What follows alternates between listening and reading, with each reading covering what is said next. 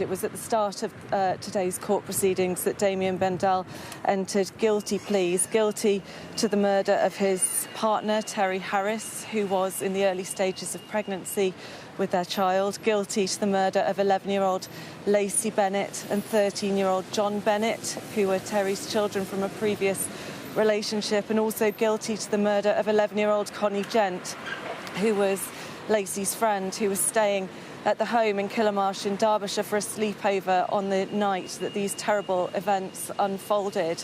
He also pleaded guilty to the rape of 11-year-old Lacey Bennett, a rape that this court has been hearing was carried out as Lacey lay dying in her home.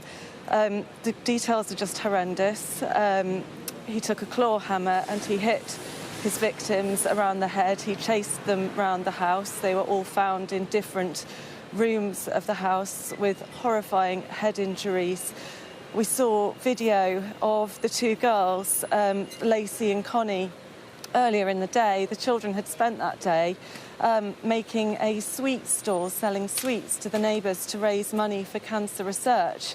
And the police understand that it was as the children were getting ready for bed that Damien Bendall embarked on this terrifying, murderous rampage around the house. Now, we know that he was a drug addict. We know that he'd been trying to get hold of drugs.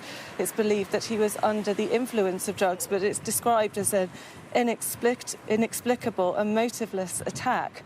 Now, the following morning, he then took the Xbox of the young boy who he'd murdered, took it to a drug dealer's house to exchange the Xbox for drugs. He spoke to his mother on the phone, and she then called police to report that she thought that her son had self-inflicted stab wounds. And it was as the police arrived at the house, Damien Bendall made a bizarre call to 999 to say that the police had arrived, but that he'd murdered 4 people. Now, we saw video from the police body-worn cameras of those officers arriving. They clearly didn't believe Damien Bendall's claims at first that he'd murdered 4 people, but then we heard audio from those body-worn cameras as an officer went round the house, clearly increasingly upset by what he was seeing, and you could just hear him say the words, "They're gone, they're gone." As I said, members of the families were in court. We heard some victim impact statements. Jason Bennett, the father of Lacey and John Paul, described his life as like living in a continual nightmare. He said, "I won't see them grow up. I won't be given the opportunity to be a grandpa. I'm lost without them."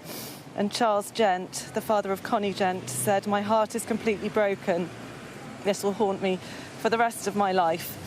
Now, Damien Bendall's barrister has accepted that a whole life tariff would be acceptable in this case, and Bendall's going to be sentenced this afternoon.